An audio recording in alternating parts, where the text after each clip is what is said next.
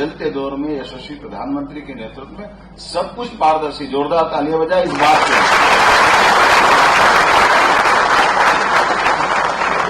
और उसी भाव को लेकर के हम चल रहे हैं। जैसे हमने कहा कि हमारे पास 25 समितियां मत बनाओ, क्योंकि हर एक अपनी अपनी दुकान लेके बैठ गया था।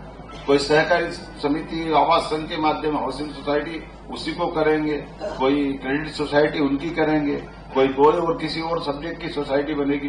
अब ये मल्टीपर्पज है, अब सबके लिए जोड़ करके बात करें। सारी पंचायती और सारे अच्छे लोगों ने हाथ खड़े करे पढ़े लिखे। भगवान की दया से आप सब यहाँ भी पढ़े लिखे हैं और मंच में भी सब पढ़े लिखे, इसमें कोई कम नहीं पड़ रहा है। आपके सबके साथ हम सब भी खड़े हैं।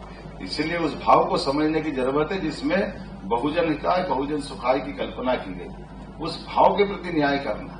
इसलिए हम अपने क्षेत्र के अंदर, आप बताओ, दूध के माध्यम से भी बोनस दिलवाएंगे। ये कितनी बड़ी बात है। अगर गुजरात में सहकारिता संघ की ताकत बनी तो दूध में प्रति व्यक्ति को जो बोनस मिलता, और मैं जब अभी चुनाव में गांवों में जो गुजरात में घूमा था, उन्होंने बताया कि एक एक व्यक्ति को दूध का महीने का हिसाब तो मिले जो मिले ही, पूरे साल में कोई 1 लाख, कोई 1.5 लाख, कोई 2 लाख, कोई 5 लाख बोनस लेता है।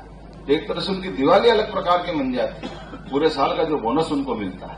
तो ये गजब हो जाएगा वहां पे। और इस प्रकार से अभी तो दूध की बात करें या मत्स्य वाली भी लोग बैठे हैं।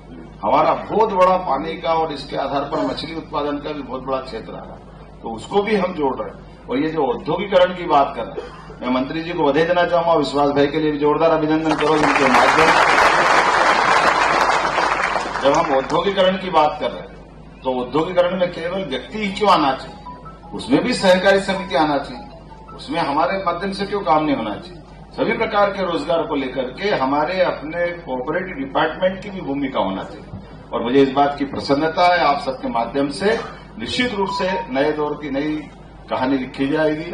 मेरी अपनी ओर से एक बार फिर राज्य भर के पधारे सभी सहकारिता सम्मेलन में सभी माननीय सदस्यों का मैं स्वागत करता हूं, अभिनंदन करता हूं और उम्मीद करता हूं कि ये जो हमने आज अपना मनोभाव व्यक्त किया है, इस मनोभावना के आधार पर निश्चित रूप से सहकारिता का हमारा ये आंदोलन आने वाले 4 साल के बाद एक नए मुकाम तक पहुंचेगा और देश के अंदर सबसे अच्छी सहकारी संघ की छतरी कहीं बनेगी तो हमारे राज्य के अंदर बनेगी। मैं ये उम्मीद करता हूं।